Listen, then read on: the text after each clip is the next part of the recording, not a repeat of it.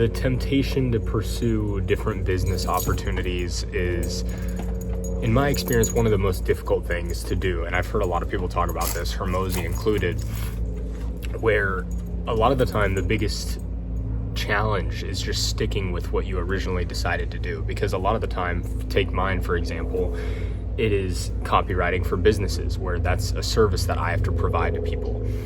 And it's easy to get caught up in the mindset of thinking that I'm going to have trouble scaling in the future. It's going to be so hard to find copywriters to do things for me instead of just having me do it myself. But there's a limit to how much I can do myself and all of this. But in my experience, if you stick with one thing, it tends to open up doors to other avenues where you can pursue other things in that realm that you otherwise wouldn't have been able to unless you had laid the groundwork with this business. For example, with my copywriting, if I want to offer something that's more of an info product or a service that is less involved in terms of me writing the whole thing, like templates or things like that, then I already have a customer base of people that I've worked with. I've been in this world, so it's not as difficult to market it, first of all. And second, I actually know what's good. I have data on things that work, and I've just been in this world for long enough to where I actually know how to provide something that is more valuable without me putting in all of my time in order to get that value and get paid from it.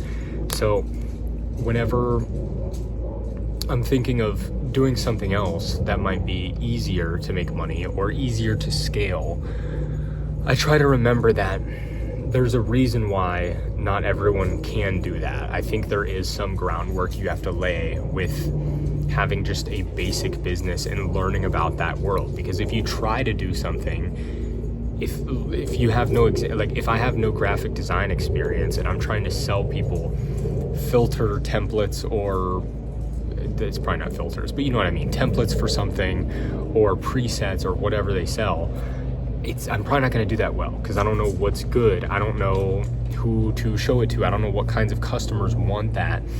I didn't spend the time talking to those customers and working with them and figuring out what their pain points are so I can serve them the things that they actually need. Whereas if you're going into it, blind, you have no clue. But if you're going into it having had that experience, I've already talked to clients and seeing what they struggle with and have been able to learn what would be useful to them. And a lot of the time, there are a lot of answers, and some things is people don't want me to write for them, period. They just want it to be them writing it, and that, that in and of itself is a problem because that's taking up your time as the business owner. So things like that I just wouldn't have thought of otherwise, or at least wouldn't have been able to confirm were 100% true.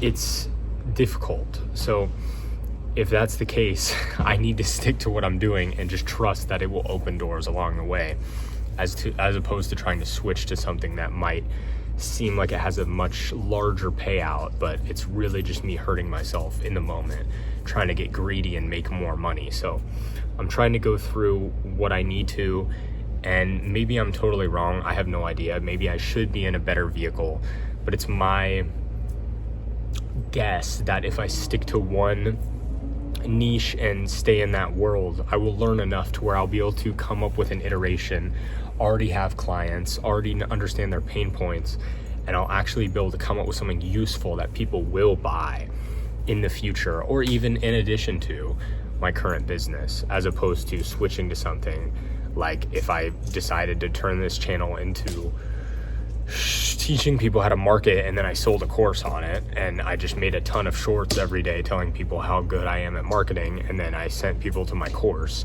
I could probably do that, but it probably wouldn't be very good, and I would be constantly having to market it to actually get people to buy it, because I would have no word of mouth because my course would suck.